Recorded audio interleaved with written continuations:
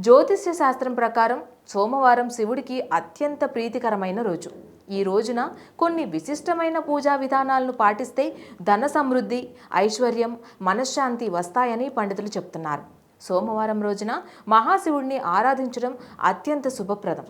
ధనప్రాప్తి కోసం మహాదేవుడికి ఎలాంటి పూజ చేయాలో తెలుసుకుందాం. తొలిజాము గడియలలోనే నిద్రలేచి స్నానం చేయాలి. మహాదేవుడికి అత్యంత ఇష్టమైన తెలుపు లేదా నలుపు రంగు దుస్తులు ధరించి ఓం నమఃశివాయ జపంతో పూజను ప్రారంభించాలి. మీకు అందుబాటులో పంచామృతం ఉన్నా సరే లేదా శుద్ధమైన గంగాజలమైనా ఉపయోగించవచ్చు. 3 దళాల బిల్వపత్రాలు పూజా సామాగ్రి దగ్గర పెట్టుకోవాలి.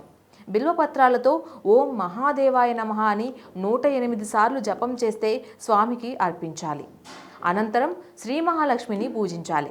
వీలును బట్టి శివాష్టోత్తరం లేదా సహస్రనామావళిని పఠించడం శుభప్రదం. పూజ అనంతరం స్వామికి నైవేద్యంగా పాయసాన్ని లేదా తీపి పదార్థాలను సమర్పించాలి. సమర్పణ తరువాత సంకల్పం చేసుకోవాలి. ఓం నమఃశివాయ, శంభో శంకర, నా ఇంటి సిరి సంపదలు వెల్లివిరియాలని, భవబంధాల నుంచి విముక్తి కలగాలని, నిత్యానందం పొందాలని నేను నిన్ను ప్రార్థిస్తున్నాను అని సంకల్పం చెప్పుకోవాలి. ఇక సోమవారం రోజున ఇలా పూజ చేసుకొని ఒక పొద్దు ఉండడం ఇంకా మంచిది. శివాలయాలను దర్శించి రుద్రాభిషేకం చేయించినా లేదా రుద్రాభిషేకంలో పాల్గొన్నా సరే మంచి ఫలితాలు వస్తాయని పండితులు చెప్తున్నారు. ఎవరైతే ఈ పూజను మనస్ఫూర్తిగా చేస్తారో వారికి ధనప్రాప్తి కలుగుతుందని, బంధాల నుంచి విముక్తి లభిస్తుందని శివపురాణం కూడా తెలియజేస్తుంది.